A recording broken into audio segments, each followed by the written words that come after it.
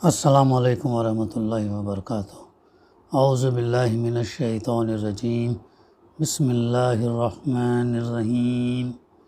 لإلاف قریش إلافهم رحلة الشتاء والصيف فليعبدوا رب هذا البيت الذي أطعمهم من جوع وآمنهم من خوف۔ صدق اللہ العلی العظیم۔ رب اشرح لی صدری ویسر لی امری واحلل عقدۃ من لسانی یفقہوا قولی رب زدنی علما۔ چونکہ قریش مانوس ہوئے، یعنی جاڑے اور گرمی کے سفروں سے مانوس، لہٰذا ان کو چاہیے کہ اس گھر کے رب کی عبادت کریں جس نے انہیں بھوک سے بچا کر کھانے کو دیا اور خوف سے بچا کر امن عطا کیا۔ سورہ قریش کی تلاوت اور اس کی ترجمانی ابھی ہم نے سنی۔ گزشتہ سے اس سورت کا مطالعہ الحمدللہ جاری ہے، جس میں اس کے نام کے تعلق سے زمان نزول، تاریخی پس منظر، پھر کس طریقے سے قریش کا قبیلہ جو ہے مکہ میں آ کر بسا، وہ تمام تر تفصیلات جو ہے ہمارے سامنے گزشتہ آ چکے ہیں۔ اور اس صورت کا اس کا مقصود کلام یہ ہے کہ اللہ کے رسول صلی اللہ علیہ وسلم کی بعثت کے زمانے میں، چونکہ وہ حالات سبھی کو معلوم تھے، اس لیے ان کے ذکر کی حاجت نہ تھی۔ یہی وجہ ہے کہ سورہ کے 4 مختصر فقروں میں قریش سے صرف اتنی بات کہنے پر اکتفا کیا گیا کہ جب تم خود اس گھر یعنی خانہ کعبہ کو بتوں کا نہیں بلکہ اللہ کا گھر مانتے ہو۔ اس خانہ کعبہ میں کتنے بت رکھے تھے لوگ؟ 360 بت رکھے تھے، جہاں پر ایک اللہ کی بندگی، اطاعت، فرما برداری عبادت ہونی چاہیے تھی، وہاں پر یہ لوگ 360 بت رکھے تھے، لیکن اس کے باوجود وہ اللہ کا گھر اسے مانتے۔ اور جب انہیں اچھی طرح معلوم ہے کہ اللہ ہی ہے جس نے تمہیں اس گھر کے طفیل میں یہ امن عطا کیا، تمہاری تجارتوں کو فروغ بخشا اور تمہیں فاقہ زدگی سے بچا کر خوشحالی نصیب فرمائی، تو تب تمہیں کیا کرنا چاہیے؟ اسی کی عبادت، اسی کی بندگی، فرما برداری کرنا چاہیے۔ یہ ہے اس صورت کا مفہوم اور مقصود جو ہے کلام، جس میں اللہ تعالیٰ نے باتیں فرمائی۔ چونکہ لإلاف قریش، چونکہ قریش مانوس ہوئے، اس کی بھی تفسیر ہمارے اس میں گزرتا ہے۔ مانوس کس سے ہوئے؟ آگے بتایا جا رہا ہے۔ إِلَافِهِمْ رِحْلَةَ الشِّتَاءِ وَالصَّيْفِ، یعنی جاڑے اور گرمی کے سفروں سے مانوس ہوئے۔ گرمی اور جاڑے کے سفروں سے مراد یہ ہے کہ گرمی کے زمانے میں قریش کے تجارتی سفر کہاں جاتے تھے؟ شام اور فلسطین کی طرف ہوتے تھے، کیونکہ ٹھنڈے علاقے ہیں، تو گرمی کے اس میں ٹھنڈے علاقوں میں جاتے تھے۔ اور جاڑے کے زمانے میں، سردی کے زمانے میں وہ جنوب عرب کی طرف ہوتے تھے، کیونکہ وہ گرم علاقے تھے۔ اس طریقے سے وہ لوگ جو اپنے آپ کو عادی بنا لیے تھے، سفر کے سیزن کے حساب سے جو ہے وہ سفر کرتے تھے۔ تو یہ اللہ تعالیٰ ان کو یاد دلا رہا ہے، یعنی جاڑے اور گرمی کے سفروں سے وہ لوگ مانوس ہوئے تھے۔ تو فَلْيَعْبُدُوا رَبَّ هَذَا الْبَيْتِ، لہٰذا ان کو چاہیے کہ اس گھر کے رب کی عبادت کریں، یعنی اس گھر سے مراد کیا ہے؟ خانہ کعبہ ہے۔ اور اللہ تعالیٰ کے ارشاد کا مطلب یہ ہے کہ قریش کو یہ نعمت اسی گھر کی بدولت حاصل ہوئی ہے، اور وہ خود مانتے ہیں کہ وہ 360 بت اس کے رب نہیں ہے جن کی یہ پوجا پرستش کر رہے ہیں، بلکہ صرف اللہ ہی اس کا رب ہے۔ اسی نے ان کو اصحاب فیل کے حملے سے بچایا، اسی سے انہوں نے ابرہہ کی فوج کے مقابلے میں مدد کی دعا کی تھی۔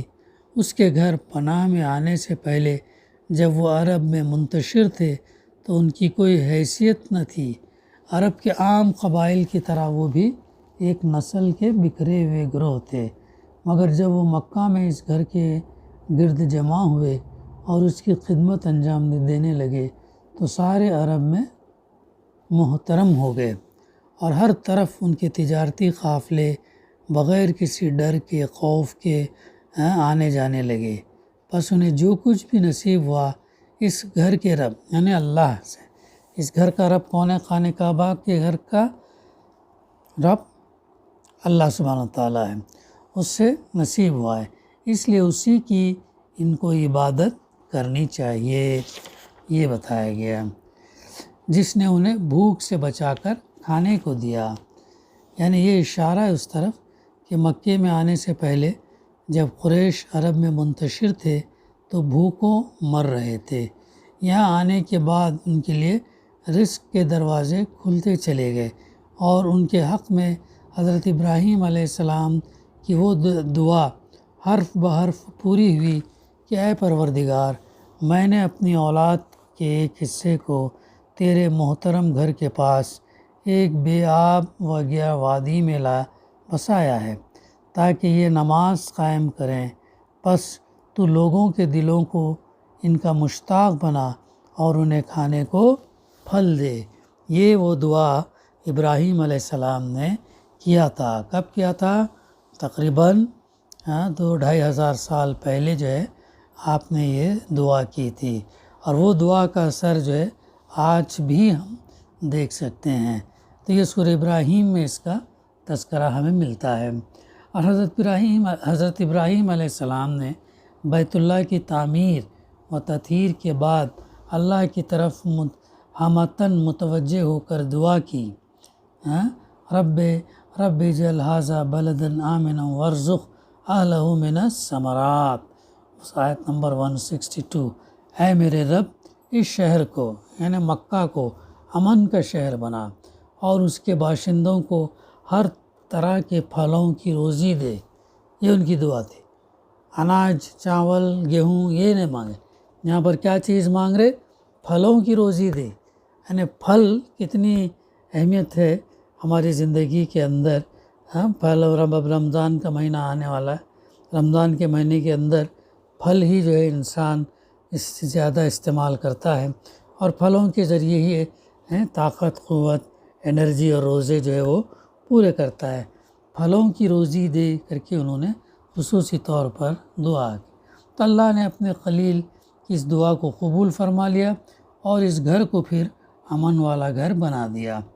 اسے ارباب اقتدار کے غلبے و تسلط سے اور جابر اور مستبد فرمانروا کے جبر اور تشدد سے محفوظ رکھا۔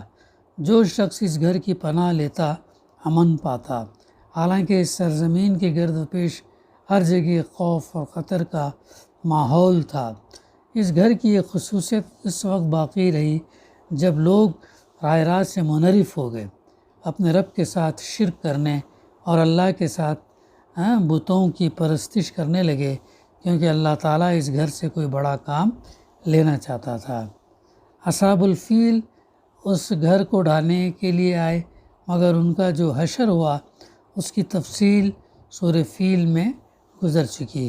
اس وقت بھی اللہ نے اس گھر کو محفوظ اور مامون رکھا اور اس کی حرمت کو بچایا، حالانکہ اس سرزمین کے آس پاس کا حال وہ تھا جس کا ذکر اللہ تعالیٰ نے ان الفاظ میں کیا۔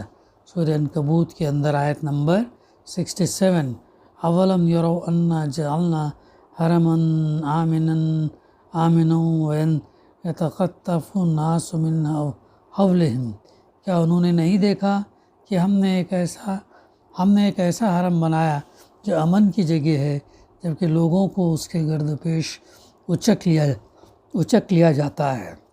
تو یہ سورہ عنکبوت میں آیت نمبر 67 میں فرمایا گیا۔ پھر اس کے بعد جو ہے فرمایا جا رہا الذی اطعمہم من جوع وآمنہم من خوف، پھر جو ہے جس نے اللہ نے انہیں بھوک سے بچا کر کھانے کو دیا اور خوف سے بچا کر امن کو دیا۔ خوف سے بچا کر اللہ تعالیٰ نے انہیں امن دیا، یعنی جس خوف سے عرب کی سرزمین میں کوئی محفوظ نہیں ہے اس سے یہ محفوظ ہیں۔ عرب کا حال اس دور میں یہ تھا کہ پورے ملک میں کوئی بستی ایسی نہ تھی جس کے لوگ راتوں کو چین سے سو سکتے ہوں، کیونکہ ہر وقت ان کو یہ کھٹکا لگا رہتا تھا کہ نامعلوم کب کوئی غارت گر گروہ اچانک اس پر چھاپا مار دے۔ کوئی شخص ایسا نہ تھا جو اپنے قبیلے کے حدود سے باہر قدم رکھنے کی ہمت کر سکے، کیونکہ اکا دکا آدمی کا زندہ بچ کر واپس آ جانا یا گرفتار ہو کر غلام بن جانے سے محفوظ رہنا گویا امر محال تھا۔ کوئی قافلہ ایسا نہ تھا جو اطمینان سے سفر کر سکے، کیونکہ راستے میں جگہ جگہ اس پر ڈاکے پڑنے کا خطرہ تھا، اور راستے بھر کے بااثر قبائل سرداروں کو رشوتیں دے کر تجارتی قافلے بخیریت گزر سکتے تھے، لیکن قریش مکہ میں بالکل محفوظ تھے۔ اس دور کے اندر بھی رشوت تھی، دیکھو اس دور کے اندر بھی قافلے اگر لٹنے سے اگر بچنا ہے تو ان کو کیا کرنا پڑتا تھا، راستے کے جو سردار ہیں جن قبیلوں کے، ان سرداروں کو بڑی بڑی رقم دینا پڑتا تھا، رقم دے کے پھر آگے بڑھتے تھے۔ اب اس میں کیا تجارت کرتے تھے، کتنا بچتا تھا، یہ اللہ کو ہی بہتر معلوم ہے۔ کیسے وہ حالات تھے، ان حالات کے اندر اللہ تعالیٰ نے اللہ کے رسول صلی اللہ علیہ وسلم کو بھیجا، اور ان حالات کے اندر قریش کے ساتھ اللہ سبحانہ تعالیٰ نے اپنا فضل بخشا، تو یہ لوگ جو ہے محفوظ تھے، انہیں کسی دشمن کے حملے کا خطرہ نہ تھا، کوئی ڈر نہ تھا۔ ان کے چھوٹے اور بڑے ہر طرح کے قافلے ملک کے ہر حصے میں آتے جاتے تھے۔ کوئی یہ معلوم ہو جانے کے بعد کہ قافلہ حرم کے خادموں کا ہے، انہیں چھیڑنے کی جرات نہ کر سکتا تھا، یعنی اتنا ان کا دبدبہ تھا۔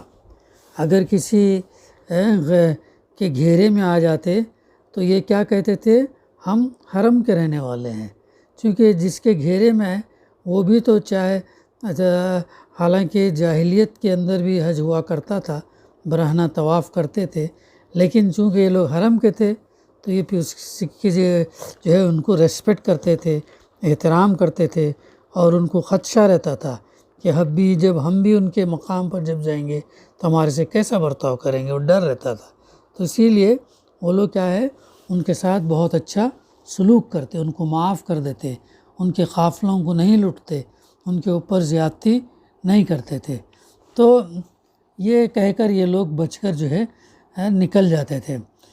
کوئی یہ معلوم ہو جانے کے بعد قافلہ حرم کے خادموں کا ہے تو انہیں جو ہے چھیڑنے کی جرات نہ کر سکتا تھا، اتنا انہیں دبدبہ تھا۔ کس کا دبدبہ تھا؟ قریش کا دبدبہ، حالانکہ جاہلیت کے اس میں بھی دبدبہ تھا۔ حد یہ ہے کہ اکیلا قریشی بھی اگر کہیں سے گزر رہا ہو اور کوئی اس سے تعرض کرے تو صرف لفظ کیا کہتا تھا، حرمی، یعنی انا من حرم اللہ کہہ دینا کافی ہو جاتا تھا، یعنی میں حرم کا ہوں، میں حرم کا رہنے والا ہوں، ایسے معنی، اور یہ کافی ہو جاتا تھا۔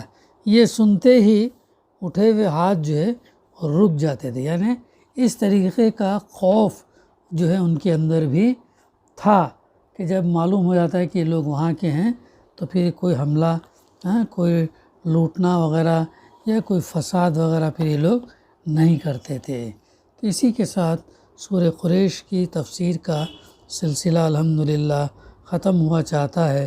دعا ہے کہ اللہ سبحانہ وتعالی ہمیں کہنے سننے سے زیادہ جو ہے عمل کرنے کی توفیق عطا کرے، اور قرآن مجید کی ان صورتوں کا ہم مطالعہ کریں، اور جو ہے اس کے مفہوم کو تو کم سے کم ہم یاد رکھیں، تاکہ ہم جب بھی نماز ادا کریں تو اس وقت ان صورتوں کا مفہوم جو ہے ہم یاد رکھیں۔